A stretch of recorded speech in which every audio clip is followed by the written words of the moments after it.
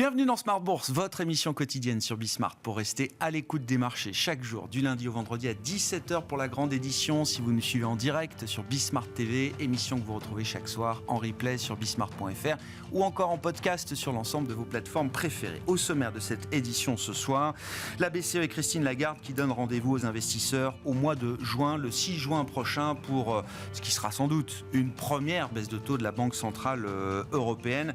Dans ce cycle, Christine Lagarde, dans son discours et sa communication et la conférence de presse, s'est montrée quand même, au nom du Conseil des gouverneurs, beaucoup plus ouverte et beaucoup plus confiante dans l'idée que l'inflation permettrait à la BCE de réajuster ses taux à l'horizon du mois de juin.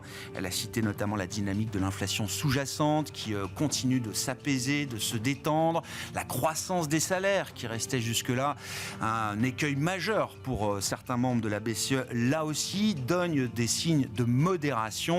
Et puis Christine Lagarde note également, et ça faisait partie des paris pris par la Banque Centrale Européenne, que les entreprises, à travers leurs marges, commencent à absorber une partie de la hausse des coûts unitaires du travail. Tout ça confirme l'idée que la BCE sera en position de baisser ses taux au mois de juin, quand la Réserve fédérale américaine aura peut-être plus de problèmes pour le faire à cet horizon. Et c'est tout le sujet du moment. Ça a été une grande partie d'ailleurs des questions posées à Christine Lagarde tout à l'heure. Ce risque de divergence, de désynchronisation entre le réglage des politiques monétaires américaines et européennes. Christine Lagarde a affirmé l'indépendance de la Banque Centrale Européenne vis-à-vis des autres banques centrales et de la Réserve fédérale américaine notamment. Néanmoins, on peut imaginer que cette indépendance peut atteindre certaines limites. Du côté des marchés, on notera, après l'envolée des taux longs hier, à peine une stabilisation, puisqu'on reste quand même sur des niveaux de taux longs élevés au sommet de cette année 2024, à plus de 4,55% pour le 10 ans américain et près de 2,50 sur le 10 ans allemand.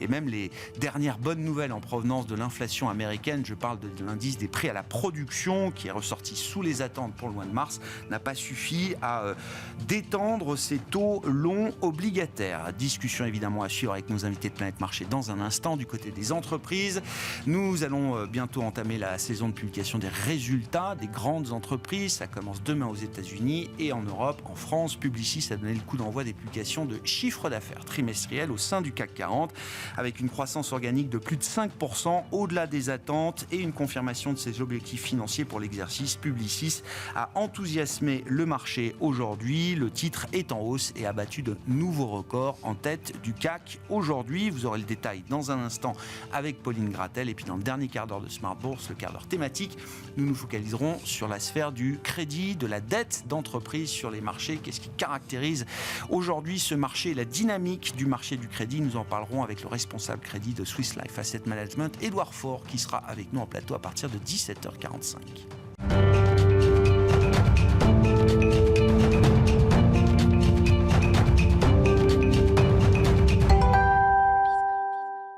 Journée et séance marquée par la réunion et la communication de la Banque Centrale Européenne. Le détail et les infos clés de marché avec Pauline Gratel. Sans surprise, la BCE laisse ses 3 taux directeurs inchangés pour la 5e fois consécutive. Mais le ton change. Christine Lagarde évoque pour la première fois l'idée d'une détente monétaire si l'inflation continue de baisser. Donc une première baisse des taux au mois de juin reste le scénario principal envisagé par le marché. Christine Lagarde précise également que la BCE n'est pas dépendante de la Fed et qu'elle ne spécule pas sur ses décisions monétaires. Aux États-Unis, justement, selon les minutes de la Fed publiées hier, la politique de taux actuelle reste positionnée pour répondre à l'évolution des conditions économiques. Si l'inflation ne décélère pas, comme le montraient les chiffres publiés hier, cette politique de taux pourrait bien rester d'actualité. Toujours aux États-Unis, les prix à la production industrielle de mars ont augmenté moins que prévu, à 0,2% sur un mois en mars, après 0,6% en février. Sur un an, ils ressortent à 2,1%, après 1,6% en février. Une fois que l'alimentation et l'énergie sont exclus, en version corps, les prix à la production s'élèvent à 2,4%. Après ces dernières informations, les taux longs ont tendance à se stabiliser après leur envolée d'hier, à un peu plus de 4,5% pour le 10 ans américain et un peu plus de 2,40% pour le 10 ans allemand. À la une du côté des entreprises, Publicis dépasse les attentes et fait état d'une hausse de ses recettes sur le premier trimestre. Le groupe confirme aussi ses objectifs annuels grâce à un net rebond dans le secteur technologique. Le groupe publie un revenu net de plus de 3 milliards d'euros, soit une croissance organique de 5,3%. La première entreprise du CAC 40 à présenter ses comptes est applaudie par le marché. Le titre gagne plus de 1% et bat de nouveaux records en bourse. Société Générale annonce la signature d'un accord avec le groupe BPCE en vue de céder sa filiale dédiée au financement de l'équipement professionnel pour 1,1 milliard d'euros. Cette cession s'inscrit dans le cadre du plan stratégique qui vise à simplifier son portefeuille d'activités. Les investisseurs saluent cette opération et Société Générale gagnait plus de 4% ce matin. Total Energy inscrit un nouveau record et son titre est en hausse de presque 1% au cours de la séance. Hier, les cours du pétrole avaient augmenté avant de se stabiliser à cause des tensions au Moyen-Orient. À noter également, Gucci, qui appartient à Kering, nomme un nouveau directeur général adjoint qui vient de Louis Vuitton. Il prendra ses fonctions début mai. Les ventes de Gucci sont en recul dans un contexte où le luxe à l'échelle mondiale ralentit. En 2023, les ventes de Gucci étaient en baisse de 6%. Demain, ce sera le top départ du bal des résultats du premier trimestre avec ceux des grandes banques américaines. Citigroup, Wells Fargo, BlackRock ou encore JP Morgan sont attendus au rapport. Du côté de la macro, la deuxième estimation de l'inflation de mars en France, en Allemagne et en Espagne sera publiée demain. Tendance, mon ami, chaque soir en ouverture de Smart Bourse, les infos clés du jour sur les marchés avec Pauline Gratel sur Bismart.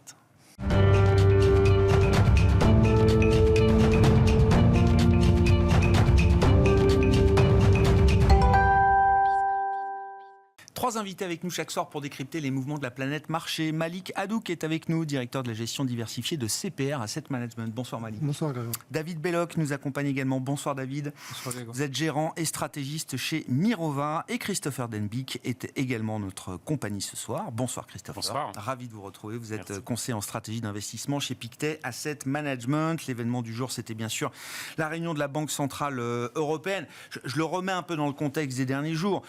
Dans un contexte où de plus en plus de doutes surgissent sur la capacité de la Fed à pouvoir baisser ses taux dès le mois de juin et autant que ce qu'elle a pu signaler lors de sa dernière réunion de politique monétaire. Je parle bien sûr du rapport mensuel sur l'inflation américain hier qui a quand même pas mal bousculé les anticipations de marché de ce point de vue-là. Et donc la BCE prenait la parole aujourd'hui avec Christine Lagarde pour nous dire quand même, Christopher, que oui, la confiance est en train d'augmenter dans le retour à une inflation à 2% au courant de 2025, ça reste pour l'instant l'objectif, et que cela doit permettre à la BCE quand même de recalibrer sa politique monétaire dès le mois de juin. Complètement. On a eu un élément, un indicateur qui était très important pour la BCE, c'est l'inflation au mois de mars. Alors, on est arrivé à un chiffre à 2,4%, c'est bien, ça diminue, mais le point qui est essentiel, c'est que c'est surtout en dessous de la prévision du staff de la BCE qui était à 2,6. Donc, il faut bien prendre en considération que les prévisions quand même du staff sont importantes pour la décisionnelle par la suite. Et ça, vraisemblablement, ça devrait être confirmé dans les mois à venir jusqu'à notre fameuse réunion du mois de juin.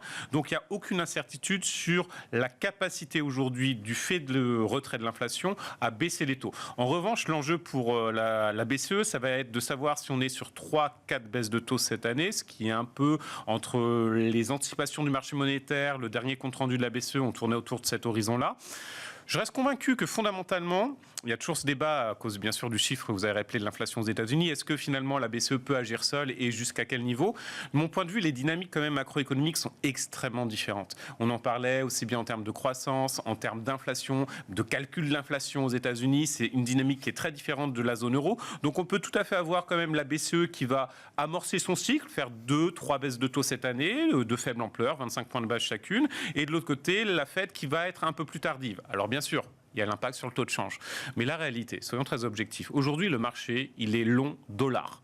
Ça ne changera pas la donne fondamentalement, il restera long dollar si la BCE baisse les taux et non pas à la Fed dans un premier temps. Et surtout, si on passe d'un taux de change de l'euro-dollar autour de 1,07 à l'heure actuelle à sous 1,05, mais pas atteindre la parité, ça ne va pas être non plus un changement fondamental et ça ne va pas avoir de l'inflation importée du jour au lendemain pour la BCE. Donc de mon point de vue, elle a vraiment une grande fenêtre ouverte pour amorcer son cycle, le faire comme elles le souhaitent, et il y a d'autres banques centrales qui sont dans cette même dynamique, donc il y a quand même malgré tout une coordination entre elles au niveau des banques centrales. Mais vous dites au moins à court terme, ou au moins sur le court terme, la BCE peut s'affranchir, j'allais dire presque complètement, du calendrier de la Réserve fédérale américaine. Sur 2024, ça me paraît pertinent en tout cas, parce que fondamentalement, et Christine Lagarde avait rappelé, alors bien sûr il y a la communication, mais au mois de mars elle avait dit on est indépendant, on est une banque centrale indépendante. Ah bah elle peut pas dire autre chose. Hein. Tout à fait, mais ça montre quand même qu'elle a cette conscience que les cycles sont un peu différents, la dynamique du cycle est très différente des deux côtés de l'Atlantique, et donc il faut marteler qu'on va quand même regarder ce qui se passe en zone euro. Et c'est vrai que aussi bien en termes de gains de productivité, parce qu'en zone euro c'est négatif, aux États-Unis on est autour de 3 à 4, en termes de dynamique de l'emploi sur les salaires, la pression à la baisse sur les salaires est très amorcée dans quasiment tous les pays de la zone euro. Aux États-Unis, selon le rapport ADP, si vous changez d'emploi, vous avez une hausse de salaire moyenne de 10%. Donc c'est complètement différent et c'était important qu'elle le rappelle, ce qui lui permet d'avoir une marge de manœuvre aujourd'hui pour baisser les taux, enclencher son cycle. Et vous dites même une dépréciation, même si ça générait une dépréciation de l'euro contre dollar notamment, avec des prix des matières premières qui ont plutôt eu tendance à remonter, vous dites ça génère pas un risque majeur de redéclenchement de l'inflation importée en zone euro. Parce que le débat, c'est est-ce que ce sera durable ? Sur l'énergie, on sait que c'est quand même très rarement durable. Et d'ailleurs, les matières premières, donc l'énergie augmente effectivement, mais pas toutes les matières premières. Les métaux, ça commence à remonter sur le cuivre, mais on part de niveaux qui sont quand même très très bas. Donc ça ne va pas changer fondamentalement la donne. Et très certainement aussi que la BCE, ça peut ajuster sur les prévisions. Bien sûr, on aura les dernières prévisions au mois de juin qui seront publiées. Donc si le pétrole continue d'augmenter, ça va un peu jouer sur ça, mais ça ne remet pas en cause la nécessité du cycle et d'accompagner surtout un cycle de croissance où le point bas certainement en termes de croissance, qui est quand même très très bas, au niveau de la zone euro, on voit qu'il est atteint, on a une stabilisation au niveau des crédits, donc c'est le moment d'agir et de soutenir une reprise au niveau de la zone euro. Bon. Comment vous regardez cette affaire, Malik ? La BCE, effectivement, qui tente de tenir sa ligne d'eau pour l'instant, sachant qu'effectivement, à côté, la Réserve fédérale est peut-être en train de dévier, en tout cas, de ce qu'elle a elle-même projeté lors de sa dernière réunion de mars dernier. Et dans quelle mesure on peut anticiper des baisses de taux, effectivement, isolées du point de vue de la Banque centrale européenne à ce stade ? Je suis tout à fait en accord avec ce qui vient d'être dit. La BCE, ce serait la première fois qu'elle montrait les taux avant la Banque centrale américaine. Je crois elle va les baisser. Hein. baisser, pardon. Oui, je sais, elle se doit de le faire. Elle se doit de le faire lorsqu'on regarde la demande de prêt, la statistique qui est sortie la dernière fois. Qui est en baisse assez marquée. Alors que les conditions d'octroi se détendent. Hein. Alors que c'est pas parce que les entreprises ne vont pas avoir accès, c'est qu'il n'y a pas de demande, parce qu'il n'y a pas d'investissement, parce que voilà, l'avenir est moins positif qu'il ne l'est aux États-Unis, où effectivement la résilience de l'économie américaine est assez frappante. Mais moi, je veux revenir sur le chiffre d'hier aux États-Unis, parce que je pense que c'est beaucoup de bruit pour, honnêtement, pas grand-chose. Parce que ce qui compte pour la Fed, c'est le PCE. Et le calcul du PCE est un peu différent du calcul. Et on pourrait s'attendre, pour le chiffre du PCE, dans 2 semaines, à une surprise plutôt positive. Donc le marché, je peux comprendre, il se dit la progression a eu lieu grâce à cette anticipation d'une baisse des taux. On est parti de 6, on arrive à 3, là on se dit c'est plutôt 1,5. Mais bon, ce qui compte, c'est le PCE. C'est ça qui... Et puis je pense que la dynamique aujourd'hui, avec l'innovation technologique, avec l'intelligence artificielle, il y a une pression un peu sur les salaires qui ne vont pas continuer à progresser. D'ailleurs, on a eu une régression sur la progression des salaires. Donc, mais le marché, comme il a progressé l'année dernière sur des considérations d'anticipation de baisse de taux, aujourd'hui, il se dit...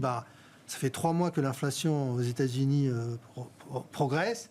Si le train se poursuit, il n'y a aucune raison pour que le marché actions puisse continuer à progresser, puisqu'on va annuler toutes les baisses de taux qu'on avait anticipées. Sauf à dire que l'économie américaine, et je vais revenir après sur mais c'est hyper intéressant. L'économie américaine, elle est scalée, elle est en croissance. Hein, on a des PMI qui se sont redressés, et ça augure de bonnes choses pour les résultats des entreprises. On va commencer... Et je pense qu'il faut se concentrer là-dessus et oublier un peu ces chiffres d'inflation et de PPI depuis 2 jours. Oui, les oublier, non, mais je sais, c'est quand même le chiffre le plus regardé de la planète, oui, donc on est obligé quand même d'y porter attention. Mais oui, d'accord. Janvier, février, il y avait l'argument d'effet de saisonnalité, de beaucoup de bruit. Mars, c'était peut-être moins le cas, mais vous dites, effectivement, il y a la translation de certains items qui sont mesurés de telle manière dans le CPI CPI se retrouve pas de la même manière dans le PCE, qui est d'ailleurs 100 points, 1% en dessous du CPI aujourd'hui. Je crois qu'il y a notamment l'histoire de l'assurance automobile, visiblement, qui a créé un petit sujet, un peu de trouble dans le CPI de mars, mais qui ne va pas se retrouver de la même manière dans le PCE de... Et donc, ça veut dire... Non mais attends, hyper intéressant. Ça veut dire que vous ne désespérez pas du fait que la Banque centrale américaine soit quand même en position de baisser ses taux peut-être pas pour juin, mais d'ici l'été, oui. D'accord. Donc juillet, quoi. Le marché, lui, maintenant pense novembre. Ouais, c'est là complètement décalé. Mais bon, une bonne surprise à la fois sur le PCE et sur le prochain chiffre de chômage. Parce que ça ramènerait la confiance. Ça ramènerait la confiance. Mais ce qui est marquant, encore une fois, c'est que malgré cette hausse de taux, on a un marché américain qui reste très résilient. La baisse depuis le début du mois d'avril, c'est même pas 1,5%. Avec une hausse de taux qui est aujourd'hui plus de 30-40 BP.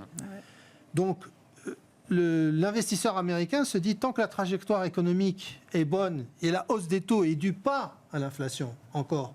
Tant qu'il y a plus de croissance nominale. Voilà, exactement. De quoi s'inquiéter? Pourquoi le marché action devrait... Et de ce point de vue-là, l'histoire ne change pas encore? Pour le moment, elle ne change pas. Elle pourrait changer si vraiment l'inflation s'installe et que l'investisseur considère que cette hausse de l'inflation se poursuit dans les mois à venir et que l'inversion n'est plus d'actualité. Bon, comment vous regardez ces histoires d'anticipation de baisse de taux? Est-ce que ça reste quand même des espoirs ou des probabilités majeures, majoritaires pour la plupart des grandes banques centrales aujourd'hui? Ou est-ce que, ici et là, c'est des hypothèses qui sont de plus en plus fragiles pour les investisseurs? Ouais, alors je pense qu'effectivement, le marché, au même titre qu'il était allé un peu loin dans le nombre de cuts anticipés fin d'année dernière, on était à 6, 7... On est là, je pense, sur ces dernières semaines, aller un peu loin dans l'absence de cut. On n'est même pas à 2 baisses de taux Fed, dont la première, je crois, la plus fortement probabilisée est pour décembre, même pas septembre, je crois, en 45% pour décembre. Ouais. On a effacé complètement la baisse de juin, ça par contre c'est logique, et on a une proba extrêmement faible de baisse de juillet. Donc c'est vrai qu'on a une économie américaine extrêmement rigoureuse, au-dessus du potentiel. Ça a toujours été notre scénario. On est en train de se tâter entre un soft landing ou un no landing. Le dernier chiffre d'emploi était très très bon. On a une diffusion, création d'emplois dans des secteurs cycliques comme la construction, comme le retail. Mais ce qui est favorable, et je pense que c'est le pari de la Fed en fait, et aussi du gouvernement américain, c'est que il y a une très forte hausse du taux de participation et finalement, c'est un marché du travail qui crée de l'emploi mais qui n'est pas forcément inflationniste en termes de salaire. Et d'ailleurs, on a un salaire qui est quand même plutôt capé et voire même qui décélère. Très fort investissement, ça a été dit, en termes de productivité. On a des gains de productivité massifs. Et finalement, on va, je pense, le retrouver dans les prochains chiffres de PCE. On a vu les PPI là, qui étaient inférieurs aux attentes. Créer la production. Et je pense qu'effectivement, il ne faut pas accorder trop d'importance à ce CPI hier, même si, clairement, c'est le 3e consécutif au-dessus des attentes, et qu'en rythme annualisé, on est à 4,5, donc on est quand même assez loin sur les 3 ou 6 derniers mois de la target de la Fed. Mais je pense que le narratif autour d'inflation qui est capée entre 3, 3,5, mais sans un rebond substantiel et fort qui obligerait la Fed à repartir dans une politique de hausse des taux, pour l'instant, ça reste quand même clairement notre scénario central. Et en face, on a une croissance qui est extrêmement robuste et qui donc justifie un positionnement constructif sur les actifs risqués. Ouais. Après, par rapport à la question de savoir si la BCE pourrait devancer la Fed, la réponse, je pense que Christine Lagarde a été très claire aujourd'hui. De toute façon, techniquement, au mois de juin, la réunion de la BCE est avant celle de la Fed. Donc elle aurait de toute façon baissé les taux en juin avant la Fed. À 2 jours près ou à 1 ou à une semaine. Mais voilà, c'est ça la bien sûr que c'est ça la question. C'est ça.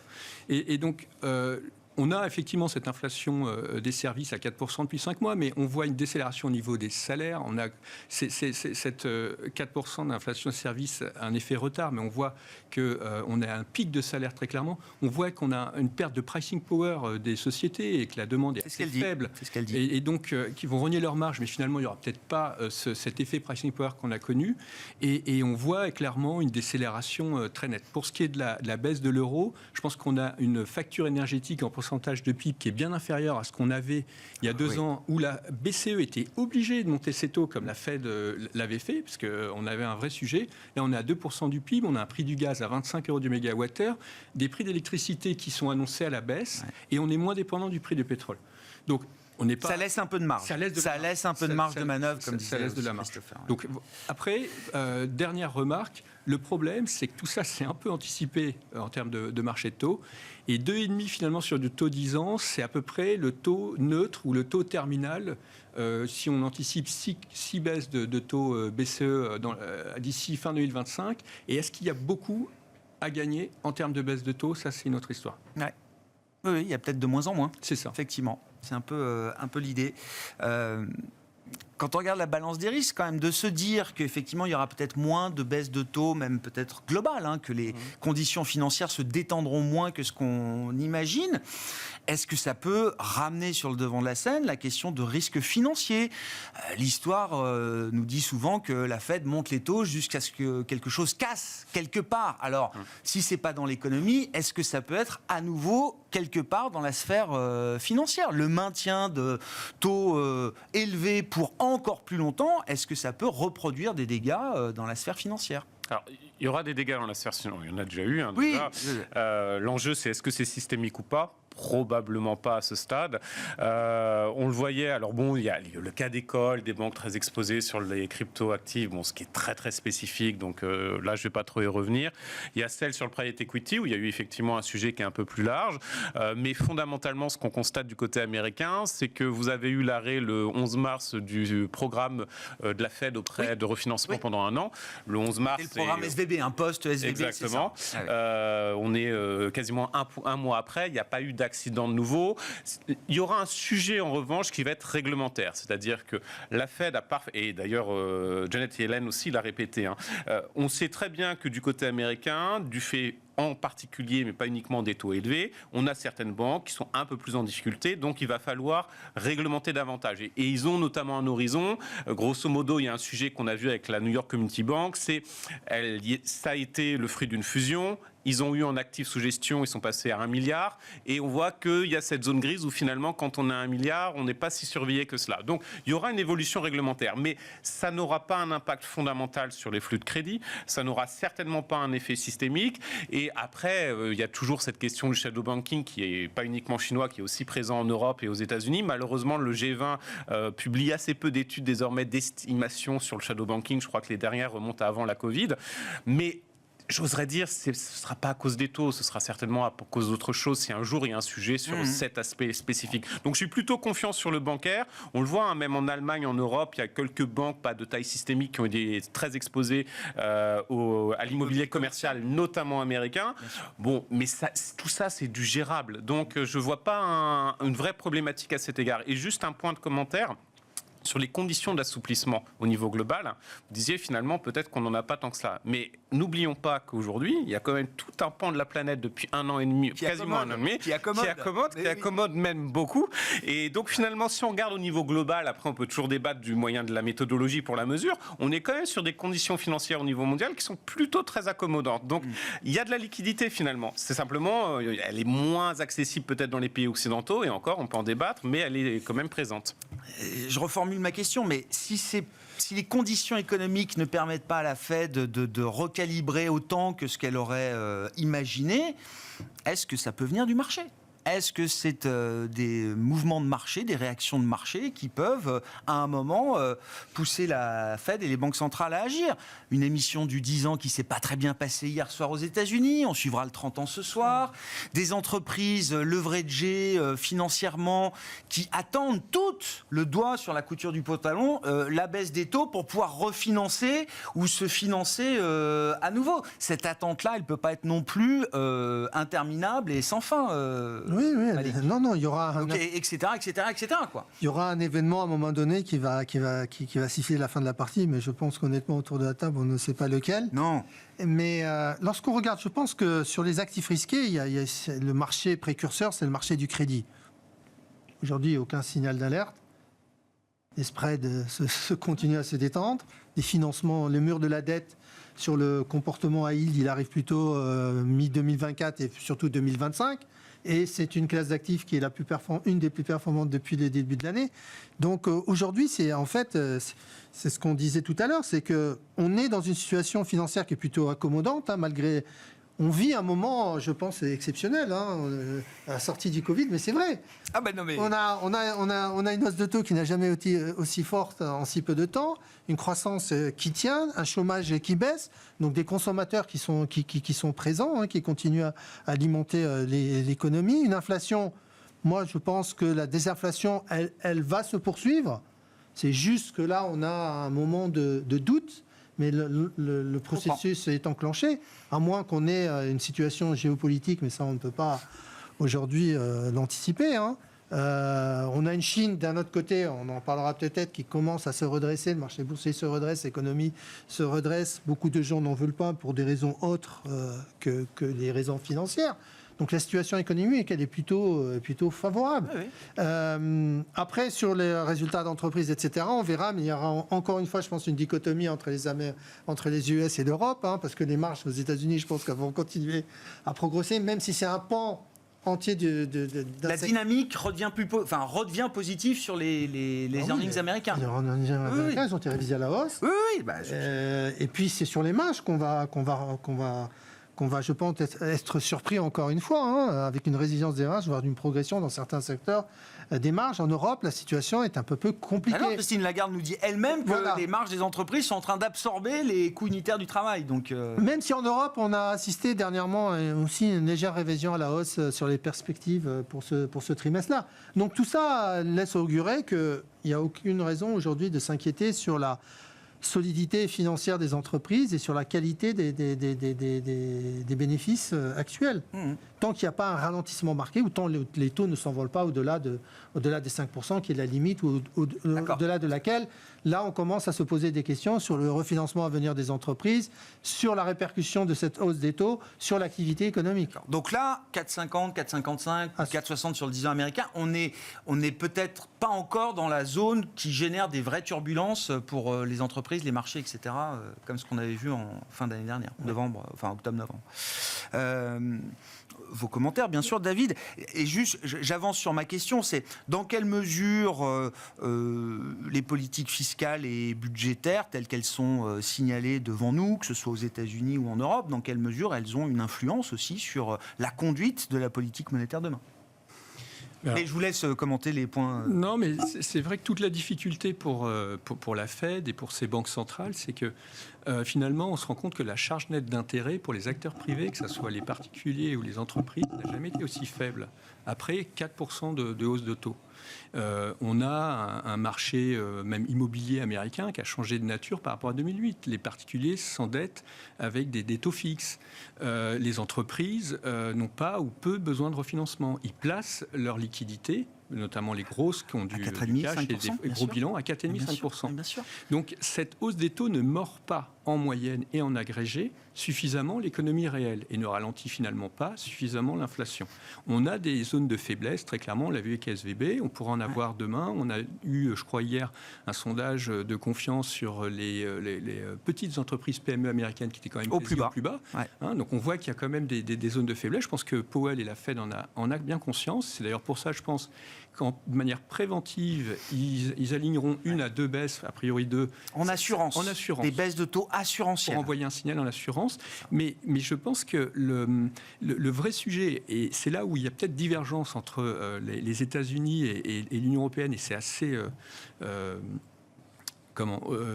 particulier comme situation, c'est que les États-Unis ont décidé finalement, pour répondre à ce choc stagflationniste, à une inflation à 10% post-Covid, de répondre par un choc d'offres. Un choc d'offres, c'est-à-dire on relance budgétairement, massivement l'industrie, l'automatisation, des gains de productivité, une hausse de l'immigration. C'est 1,5 million de créations d'emplois par an. En général, je crois que c'est 3 fois plus. C'était 4 ou 500 000 les années pré-Covid. On est maintenant à 1,5 million de création d'emplois d'Américains d'origine étrangère. Plus donc les natifs, enfin les Américains, ça nous fait plus de 3 millions de créations d'emplois. 3 millions de créations d'emplois. d'emploi, c'est 1,5% de gains salariaux qui, avec les gains de productivité, nous amène à 2,5% de croissance réelle, donc un rehaussement potentiel de croissance, un peu d'inflation. Et finalement, est-ce que c'est pas... Alors, c'est un pari risqué. On verra dans quelques années. Mais est-ce que c'est pas la solution pour, d'une part, financer les transitions dont on a besoin d'un point de vue énergétique, numérique, démographique, tout en en essayant de limiter via ce rehaussement de croissance potentielle ce ratio dette sur PIB si les États-Unis sont capables de délivrer ce qu'elles délivrent. Je suis assez convaincu que c'est même une stratégie qui a été documentée, explicitée. Moi, je me souviens du discours de Janet Yellen à l'époque en poste à la Fed, où elle évoquait les bénéfices d'une high pressure economy. L'économie sous haute pression, c'est bon. Il faut qu'on essaye cette voie de sortie. On était à l'époque englué dans la stagnation séculaire, la grande modération, etc., et qui convenait pas du tout non plus à l'époque à la Réserve fédérale américaine. C'est un pari. Et en Europe, malheureusement, oui. on n'a pas délivré ce que les Américains ont délivré. On n'a pas ces gains de productivité. On serait tenté, compte tenu de la pression sur les déficits, effectivement de réduire cette dépense publique et finalement ne pas créer ce choc d'offre comme il y a aux États-Unis. Bon. Est-ce que ça va nous permettre de maintenir cette croissance tout en assurant cette désinflation ? C'est peut-être aussi plus compliqué. Comment vous réfléchissez au lien entre déficit et politique monétaire, déficit budgétaire et politique monétaire ? Est-ce qu'il y a quelque chose qui s'enclenche de ce point de vue-là ? Il n'y a pas d'appétit pour de la consolidation budgétaire démesurée, en tout cas aujourd'hui. Peut-être que les règles européennes feront qu'il y aura ici et là quelques efforts, mais globalement... On a quand même l'idée que les déficits vont rester assez amples pour quelque temps encore. Aujourd'hui, quelle influence ça peut avoir sur la conduite de la politique monétaire ? Alors, du côté européen, on a effectivement quelques signaux faibles de consolidation budgétaire. On le voit bien en France ou dans d'autres pays européens. Mais la réalité, c'est que sur la plupart des pays européens, vous avez tous une stratégie qui est extrêmement limpide, qui est, on va laisser filer les déficits, parce que dans tous les cas, les sanctions des agences de notation, plus personne ne s'y intéresse. On va être rapidement fixé en France sur le sujet. Le deuxième point, c'est que vous avez une banque centrale européenne qui, là, effectivement, typiquement... Le bon exemple, c'est l'Italie. L'Italie, encore pire en termes de crédibilité budgétaire que nous, donc très mauvaise surprise. C'est un pays qui a une croissance potentielle plus faible que la France, qui est plus du point de vue stigma quand même assez négatif. Et lorsque vous avez eu toutes ces annonces et en même temps la Banque centrale européenne est vendeuse nette d'obligations italiennes, l'écart de rendement entre les obligations italiennes et allemandes, ça n'a quasiment pas bougé. Ouais. Donc c'est la preuve que finalement, c'est plus un sujet. Ça ne veut pas dire que ça ne va pas revenir sur la table, mais il y a quand même un aléa moral qui est bien présent, c'est de se dire... Mais dans le pire des cas, on aura une banque centrale européenne qui pourra intervenir. Alors bien sûr, aujourd'hui, il y a la clé de répartition. Mais tout le monde sait que cette clé de répartition, c'est un sujet qui est politique, on peut en débattre. Pourquoi ce ne serait pas à 35, 37 ou 40, etc. Donc il y a vraiment cet aléa moral qui est mis en avant. C'est problématique dans le sens où, fondamentalement, je ne pense pas que le déficit soit négatif. L'exemple américain le montre bien. Il est fait à bon escient. Et à la toute fin, je pense que le pari qui a été évoqué, à mon avis, sera certainement, en tout cas, plus réussi que du côté européen. Ça, je ne prends pas trop de risques à cet égard. En tout cas, il y a la volonté. Il y a la volonté, voilà. Mais quand vous regardez aujourd'hui sur les pays qui sont en déficit en Europe, la plupart, finalement, ils financent des dépenses courantes à la toute fin. Il y en a un seul État qui était l'État vertueux par excellence et qui a aujourd'hui un déficit qui ne cesse de filer, c'est la Pologne. Et pour une raison simple, c'est qu'on atteint 4% de dépenses dans la défense en pourcentage du PIB, pour des raisons évidentes. Mais tous les autres, c'est du financement pur et simple, quasiment de dépenses courantes. Donc il n'y a pas de stratégie derrière cela. Il y a beaucoup de communication, économie de guerre. On a aussi sur l'intelligence artificielle, parce qu'évidemment, il faut que tout le monde en parle et tout le monde est son hub intelligence artificielle quelque part. Mais la réalité, c'est que vous avez une incapacité d'avoir une stratégie aujourd'hui en Europe sur ce qu'on veut faire. Et le marché laisse faire ça. Le marché est bienveillant par rapport à cet état de fait qui n'est pas nouveau. que personne découvre aujourd'hui, en tout cas sur les marchés. Vous avez, alors, il y a un cas qui est la France. La France est un cas un peu particulier parce qu'effectivement, elle bénéficie du fait que l'Allemagne émet assez peu. Juste, l'Allemagne, son programme 2024, c'est 76 milliards d'émissions. La France, 285. Et derrière cela, vous avez aussi une forte appétence des investisseurs japonais pour les obligations françaises. Hedgées à l'instant, mais on voit que les Japonais commencent à acheter américains non hedgés. Donc, peut-être que ça va jouer aussi pour nous. Mais donc, il y a tellement d'aléas qui font que c'est plus un sujet aujourd'hui. Ma crainte, c'est qu'il n'y aura jamais de sanctions. Enfin, sur un horizon de plusieurs années, on va continuer à laisser filer les déficits, les marchés ne vont pas réagir, mais le problème, c'est que ce déficit-là, ce ne sera certainement pas pour faire de l'innovation, derrière cela, des gains de productivité, potentiellement une croissance potentielle un peu plus élevée. Donc, c'est dommage, j'oserais dire qu'il n'y ait pas une sanction, en tout cas une petite alerte du marché pour titiller un peu et prendre les bonnes décisions. Moi, je crois que l'événement Liz Truss, octobre 2022, ça a marqué quand même les esprits de pas mal de nos gouvernants. Alors, voilà. C'est le Royaume-Uni. Ils sont plus protégés par l'euro. C'est ça. On en a fait un cas très particulier. Exactement. Et si on regarde objectivement, en étant toujours très prudent avec les mots, le seul État européen qui devrait faire de l'austérité, c'est le Royaume-Uni. Et j'insiste, austérité, pas consolidation budgétaire. Mais c'est un cas qui est extrêmement particulier et une banque centrale qui n'a pas la même marge d'action, qui a déjà failli par le passé, on le sait très bien. Donc c'est vraiment très spécifique. Mais pour l'Europe zone euro, j'oserais dire, il y a un aléa aujourd'hui. Malik. Moi, je pense que c'est ce qu'on appelle la domination budgétaire, la fiscale dominance. Ouais. Le poids du budgétaire qui domine d'une certaine manière la politique, ou qui influence en partie la politique monétaire. Oui, mais je pense que les banques centrales sont conscientes de la dérive. De la dérive de la dette. Aux États-Unis, quand même, on arrive à des niveaux aujourd'hui.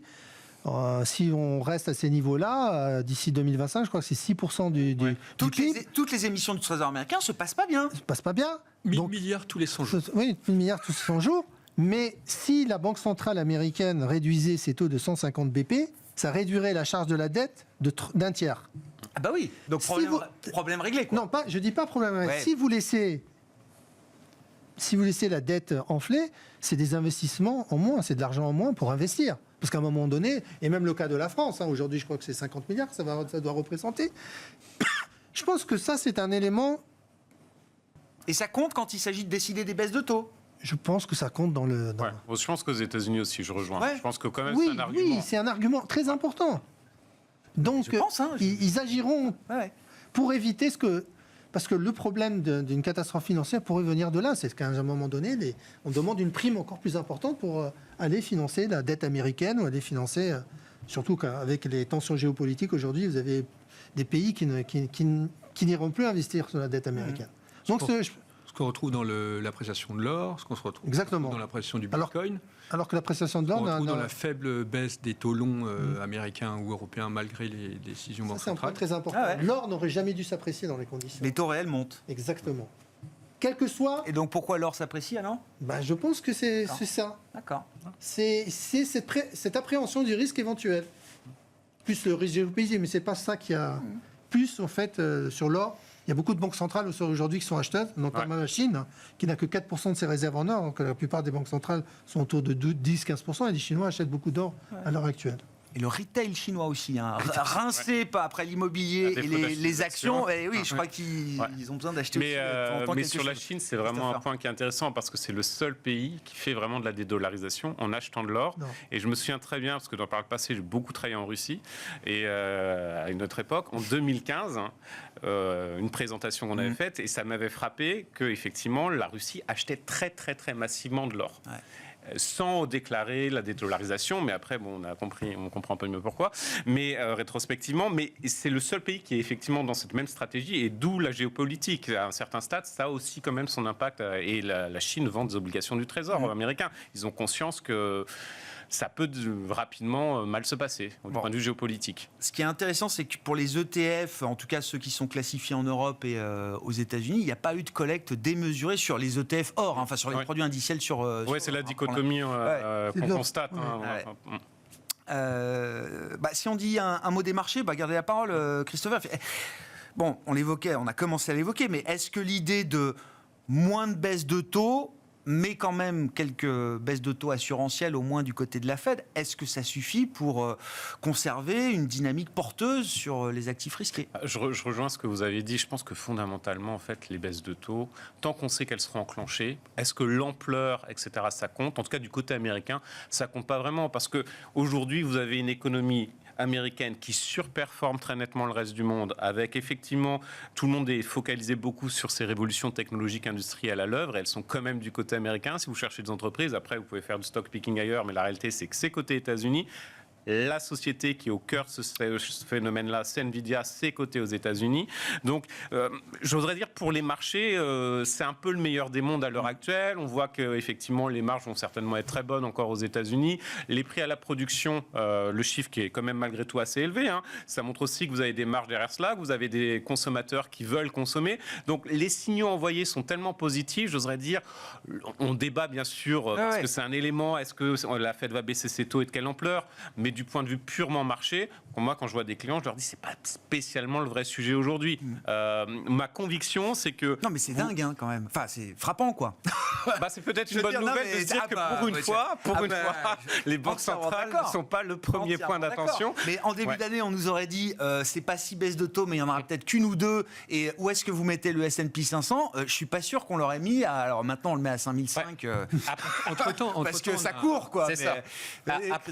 Attends, vas-y. Après, il faut reconnaître que depuis 2 ans aussi, le consensus s'est très très lourdement trompé sur les anticipations de politique monétaire. 2023, c'était une catastrophe. 2024. Donc, si vous faites votre positionnement, votre allocation d'actifs uniquement avec ça, au pricing des anticipations, ça peut être un peu compliqué. Donc, c'est pour ça que je pense qu'il faut mieux regarder la surperformance de l'économie américaine, qui est un vrai facteur décisif et qui est durable, très nettement. David. Non, mais c'est ça, c'est qu'en fait, on a 3-4 baisses de taux en moins, mais entre-temps, on a une croissance bien au-dessus du potentiel. 1% de croissance en plus. Oui. Voilà, c'est ça. On est à 2,5-3. Ben oui. Après, tactiquement, c'est vrai qu'avec des taux réels, donc retraités d'inflation à plus de 2, qui étaient les niveaux qu'on avait Exactement. en on est monté à octobre, 2,50 peut-être même à un moment. 2,50, moi je me souviens. Oui. Entre-temps, on a quand même fait 30% de hausse action. Donc c'est vrai que tactiquement, on peut comprendre quelques mouvements de prise de profit, mais tant que les États-Unis et quelque part l'Europe, qui devient Goldilocks, puisqu'on a un mouvement de désinflation, on a une banque centrale qui va a priori baisser ses taux 2-3 fois. Il y a une conjoncture un peu... Et une amélioration. Et c'est moins cher. De assez bas. Et c'est moins cher. Et c'est sous-détenu. Voilà. Donc, si on est rassuré sur cette croissance qui délivre aux États-Unis, qui permet de passer outre des taux qui restent relativement élevés, et que l'Europe rebondit, finalement, c'est quand même pro-actif risqué, même si à court terme, on peut comprendre quelques prises de profit. Je signale, c'est le petit événement du jour pour moi, mais le fonds singapourien Temasek a inauguré hier l'ouverture de son bureau parisien. Temasek, c'est 400 milliards de dollars d'actifs sous gestion. Alors évidemment, ils ont déjà une exposition à l'Europe, mais ils vont augmenter de 50% leur exposition à l'Europe dans les 5 prochaines années parce que... estime que c'est là où il y a du potentiel aujourd'hui, c'est value, et puis non mais qu'il y a aussi, oui c'est value, et qu'il y a quand même des entreprises qui génèrent de très beaux cash flows, qui ont des positionnements aussi singuliers dans certains domaines, sur la transition, etc., qu'on ne retrouve pas forcément ailleurs. Oui, mais le sujet européen, c'est que c'est dur d'avoir une industrie. Aux États-Unis, vous avez des chaînes vous avez une création de valeur autour d'une industrie. En Europe, vous avez plein de pépites. Une chaîne complète. Exactement. Et en Europe, vous avez plein de pépites partout, mais il n'y a pas justement cette chaîne complète de valeur. Bon, où est-ce qu'on est à l'aise aujourd'hui ? Pro-risque, oui, donc pro-risque toujours un peu. Pour l'instant, pro-risque. Ouais. La seule inquiétude qu'on a, c'est la valorisation du marché américain. C'est juste ça. Donc, il faut vraiment que les entreprises délivrent au cours de ce trimestre pour pouvoir espérer une stabilisation, voire une rotation peut-être sur certains secteurs. Mais on ne mise pas sur le fait que ça peut se payer plus cher à ce niveau-là. Honnêtement, j'ai du mal sur les valeurs technologiques, que ça se paye encore beaucoup plus cher qu'on l'est aujourd'hui. Mais il faudrait vraiment pour cela des résultats exceptionnels qu'on pourrait avoir. Encore une fois, ce qu'il faudra regarder, c'est vraiment les marges des entreprises dans ces secteurs-là. Sur les autres marchés, vous avez bien sûr des valorisations attractives en Chine, même si beaucoup s'en désintéressent pour les raisons que l'on connaît. Ça commence un peu à payer ? Ça a payé, ça a repris plus de 20%, ça s'est revenu en ligne avec les principaux marchés asiatiques, à part le marché taïwanais qui a bénéficié de l'effet bien sûr de l'intelligence artificielle avec TSMC. Mais sinon, c'est la même perf que le marché indien, alors qu'on était à moins 20%. Il n'y a plus un niveau de sous-performance. Non, pas du tout. Et puis la valorisation n'a rien à voir avec celle du marché indien. Hein. On se traite à 8 contre 26 pour le marché indien. Aujourd'hui, ce qui semble se jouer, c'est que les investisseurs se délaissent le marché global chinois pour se revenir sur les valeurs technologiques qui sont encore beaucoup plus décotées. Donc il semble qu'il pourrait y avoir un rattrapage. Donc on reste présent là-dessus. Et les émergents, je pense que c'est aussi... globalement, c'est là qu'il faut se situer aujourd'hui. On est assez surpris par la résilience. On est content aussi de la résilience, même si la performance n'est pas en rendez-vous. Mais tout ce qui s'est passé récemment avec la hausse des taux, l'appréciation du dollar, ça n'a pas impacté les marchés émergents qui depuis une semaine surperforment le reste des marchés. Donc on reste, proactif et on attend du signe du marché du crédit tant qu'il n'y a pas de détérioration sur le marché du crédit et que les perspectives bénéficiaires sont en rendez-vous. Marché comme le Japon, on en a beaucoup parlé, donc je ne sais pas, je pose encore Alors une question là-dessus. Le Japon, il bénéficie d'un environnement qui lui est favorable. La seule interrogation qu'on a, c'est que il y a cette dépréciation du yen qui alimente bien sûr la hausse du marché, et on entend ici ou là une intervention. Rappelez-vous qu'en 2022, lorsqu'ils étaient intervenus, ça avait fonctionné et le yen s'était apprécié de 15%. Ouais. Donc ça n'avait pas duré longtemps. Ça n'a pas duré longtemps, mais ça pourrait avoir un effet négatif sur le marché action. C'est juste ça. Sur ces marchés rapidement, peut-être pour compléter sur le Japon, parce qu'on se retrouve sur le reste, donc ce ne serait pas très pertinent. Sur le taux de change, effectivement, pour nous, on est très favorable au Japon. Il y a effectivement cet aspect taux de change à prendre en compte, mais on se dit que la barre est quand même très très haute pour qu'on ait un redressement durable du yen. Aujourd'hui, le taux de change réel effectif du yen, c'est au plus bas depuis la fin des années 70. Pour que ce soit très durable, il faudra une intervention coordonnée. Ça ne semble pas très cohérent à cet égard. Donc et surtout, si vous regardez les derniers chiffres quand même de la croissance, ce qui a atterri l'économie, c'était les exportations. Donc je pense que le gouvernement est aussi pas complètement mécontent. C'est toute une vision. C'est un peu comme la Chine, c'est-à-dire qu'il faut que ça se déprécie, mais pas trop, et c'est plutôt la stabilité qui l'emporte. D'ailleurs, cette faiblesse du yen, enfin 153 dollar yen. Tout à fait aujourd'hui. 153 aujourd'hui. Est-ce que ça pose pas problème à la Chine ? C'est quand même une compétition d'une devise exportatrice à côté dans la région qui peut aussi mettre sous pression la Chine aujourd'hui. Alors il y a la concurrence du Japon, mais le problème de la Chine, c'est qu'elle souhaite inonder le marché occidental, américain, européen de produits manufacturiers. Et elle n'a pas le choix, parce qu'effectivement, il n'y a pas de relais de croissance domestique.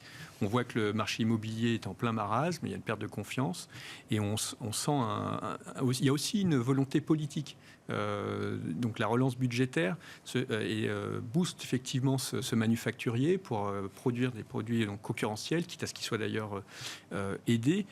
Mais pour l'instant, il n'y a pas eu de relance majeure en Chine pro-consommation, quitte à ce que ça profite effectivement plus largement, comme ça avait été le cas en 2016 ou durant après la crise du yuan. Après la crise du yuan, aux États-Unis et à l'Europe. Donc effectivement, cette politique exportatrice agressive, elle est un peu risquée et pas dit qu'elle porte ses fruits. Ouais. Bon, on a vu là aussi le dollar yuan passer au-delà des 7,20 qui était un niveau juste sur la très regardé. Il y a eu quand même lors des dernières vacances, il y a eu un sursaut de la consommation. On est repassé au niveau de l'avant-Covid.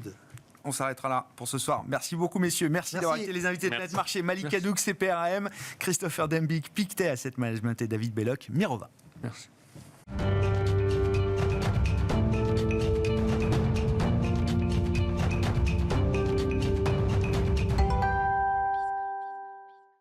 Le dernier quart d'heure de Smart Bourse. Chaque soir, c'est le quart d'heure thématique. Le thème ce soir, c'est celui de la dette d'entreprise, du marché du crédit, comme on l'appelle, dans le langage des investisseurs. Et c'est Édouard Faure qui est à mes côtés en plateau, le responsable du crédit chez Swiss Life Asset Management. Bonsoir Édouard. Bonsoir Grégoire. Merci beaucoup d'être avec nous. Toujours intéressant de faire un petit état des lieux au moment de l'ouverture d'un nouveau trimestre sur les marchés. Qu'est-ce qui caractérise pour vous aujourd'hui ces marchés de crédit, de dette d'entreprise, quand vous les regardez en Europe, aux États-Unis, et la dynamique de ces marchés aujourd'hui, Édouard ?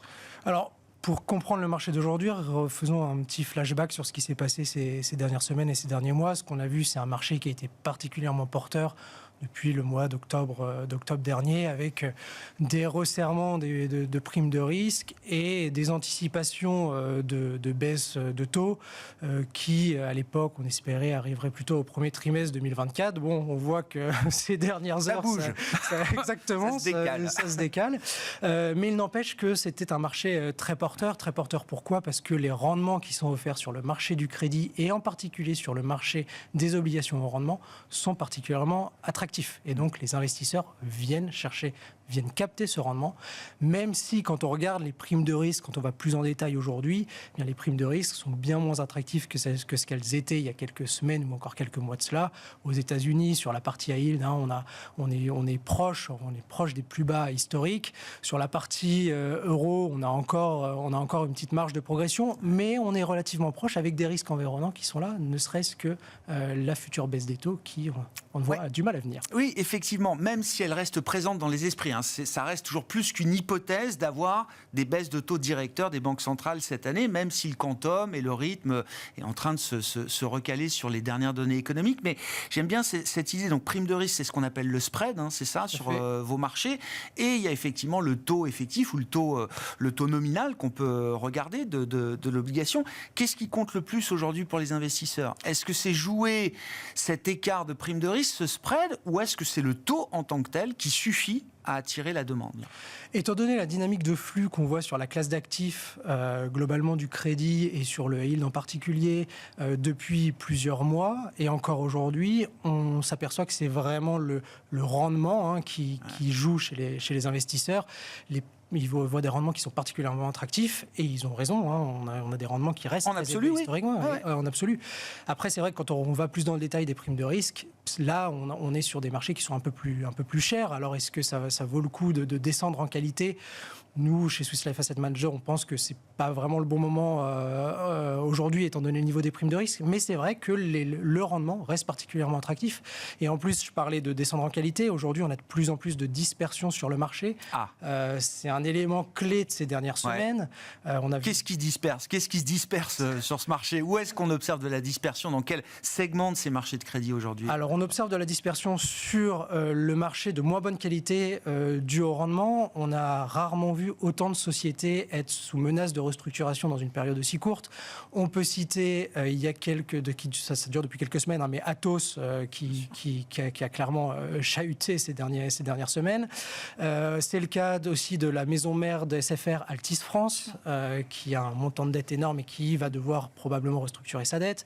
On a le cas chez le collecteur de plasma, une société espagnole dans le secteur de la pharma, qui s'appelle Grifols, Introm. Enfin voilà, il y a un certain nombre de sociétés qui sont proches du défaut de la restructuration et qui vont probablement y arriver. Et ce qu'on voit pour autant, c'est que c'est vraiment très localisé sur ces sociétés-là. Il n'y a pas de contagion sur l'ensemble du marché, ce qui est plutôt une bonne nouvelle. Il y a vraiment une distinction qui est faite. Une discrimination très forte, mais il n'y a pas de panique ou il n'y a pas de diffusion du stress observé sur un émetteur par rapport à l'ensemble de son segment, quoi. Pas pour le moment. Pourquoi on ne voit pas ça ? La première explication, c'est qu'on estime qu'aujourd'hui, les très grosses sociétés qui devaient être en difficulté le sont, typiquement SFR. Et sur le marché, on voit plus de sociétés de taille aussi importante qui devraient tomber. Et c'est la même chose d'ailleurs aux États-Unis. On a eu Dish, Lumen, etc. qui ont été en restructuration ces derniers mois. Donc on pense que les futures sociétés qui vont être en difficulté sont plutôt des émetteurs qui sont relativement petits dans les marchés. Et donc moins systémiques. Exactement. Le deuxième point, c'est qu'on a une demande qui est toujours très forte, et donc du coup il y a une recherche de papier, et malgré la réouverture du marché primaire, eh bien on voit que le marché primaire ne permet pas de compenser la demande, et donc du coup il y a toujours une recherche de la part des investisseurs et des gérants pour trouver du papier. Est-ce que la perspective de décaler peut-être dans le temps les baisses de taux des banques centrales européennes, dans quelle mesure ça influence la dynamique du marché du crédit, et est-ce que ça reste entre guillemets gérable du point de vue des émetteurs ? Certains attendent quand même ce moment pour pouvoir aussi revenir et venir dans des conditions acceptables, j'ai envie de dire, sachant que on l'a beaucoup décrit ici, les entreprises ont eu une période d'argent gratuit pour se financer, se refinancer, accumuler de la trésorerie, en tout cas avoir une structure de capital quand même qui soit très solide de ce point de vue-là. Tout à fait, toutes les bonnes choses ont une fin. Ouais.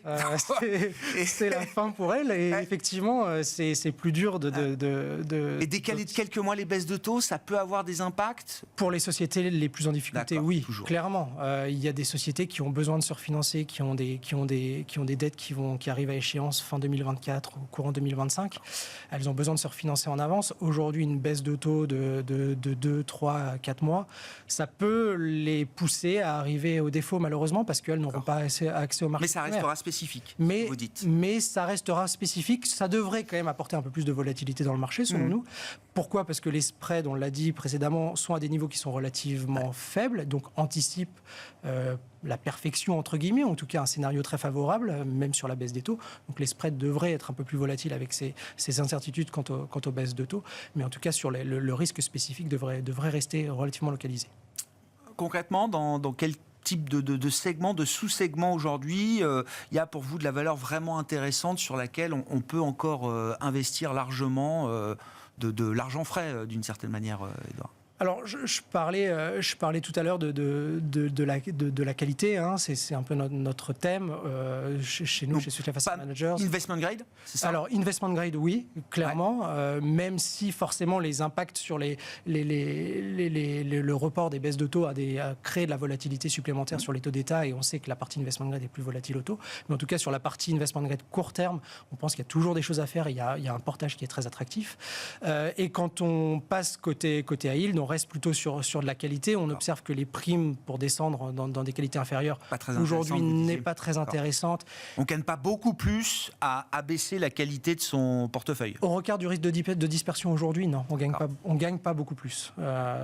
Sauf à aller choisir des émetteurs qui sont en difficulté, mais qu'on n'a pas vraiment envie d'avoir aujourd'hui. Mais voilà, exactement. C'est un risque du coup qu'on n'a pas envie de prendre. Du coup, on va plutôt aller se positionner, nous, sur les sociétés hybrides, ou sur les dettes hybrides, pardon, qui elles, offrent un rendement qui est toujours attractif. Alors, les dettes hybrides, en 2 mots. Il faut rappeler, oui.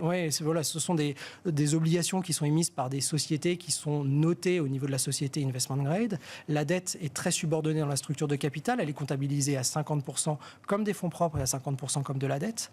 Et donc, du coup, elle a une rémunération qui est proche du high yield. Elle a un risque de défaut investment grade, une rémunération proche du high yield en contrepartie de quelques risques. C'est un risque qui est beaucoup plus proche du risque action, d'une certaine manière, que de l'investment grade. Oui. Tout en ayant une qualité de crédit qui est très bonne.